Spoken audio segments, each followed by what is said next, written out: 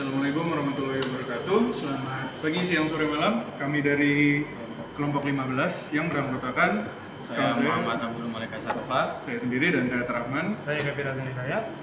Dan pada kesempatan kali ini kami akan menjelaskan tentang proyek akhir kami yang berjudul Auto-Locking Security System. Jadi pada rangkaian kami, di sini kami menggunakan ESP32 untuk menjalankan program yang akan dijalankan pada rangkaian kami.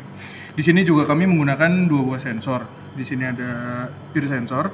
Jadi di sini untuk mendeteksi objek yang berada di sekitar sensor yang kami gunakan, dan ada juga ini RFID atau Radio Frequency Identification. Lalu di sini kami menggunakan sebuah LED untuk sebagai indikator saat mekanisme kami sudah berjalan, dan pada miniatur pintu yang sudah kami buat ini kami menggunakan dua buah motor servo. Jadi motor servo yang di atas digunakan sebagai mekanisme locking atau mekanisme pengunci, dan di dalam kotak terdapat satu buah motor servo lagi yang berguna untuk membuka pintu secara otomatis ketika lock sudah terbuka. Berikutnya akan dijelaskan lebih detail oleh teman saya, Mari. Oke, di sini jadi rangkaiannya kita akan coba dulu aja. Jadi rangkaiannya di sini tuh si servo unlock ini akan ngebuka kalau si RFID-nya udah nangkep si data dari si kartu. Dan si peer-nya ini walaupun sudah nangkep si sensor, dia servo yang di sini nggak akan ngebuka. Jadi dia akan ngebuka ketika si RFID-nya ini udah nangkep si data dari kartu.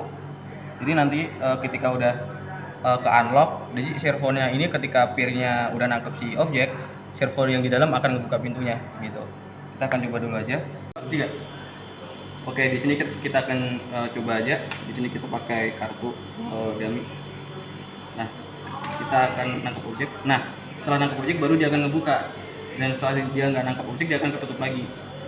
Nah, dia akan ngekunci. Dan di sini ketika si peer nangkep objek di sini, si servo di dalam nggak akan ngebuka karena si RFID-nya nggak dapat sensor dari si kartu atau data dari si kartu. Jadi si servo satu ini dia nggak akan nge-unlock atau ngebuka gitu.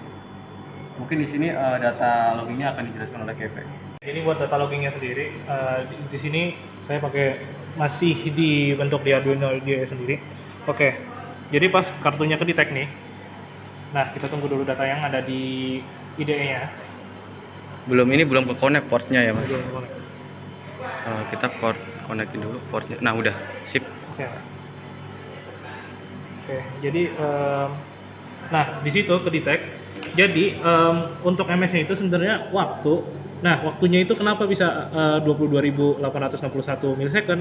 Nah, jadi di data logging yang kami buat ini, selama servonya itu dicolokkan, itu memang data loggingnya itu secara real time, tapi hanya selama servo itu dicolok. Berarti ini tuh 20 detik selama selama ESP ini udah dicolok sama USB ke laptop.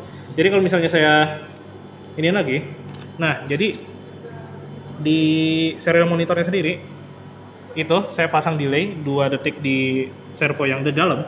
Nah, jadi tuh kedetek di sini data loggingnya dilihat dari rentang 55.000 ke 57.000 itu rentang waktu 2 detik buat delaynya sendiri. Jadi mungkin kurang lebih untuk data logging segitu aja. Oke. 1, 2, 3. Oke, baik, sekian penjelasan proyek dari kami. Kurang lebihnya minta maaf. Wassalamualaikum warahmatullahi wabarakatuh.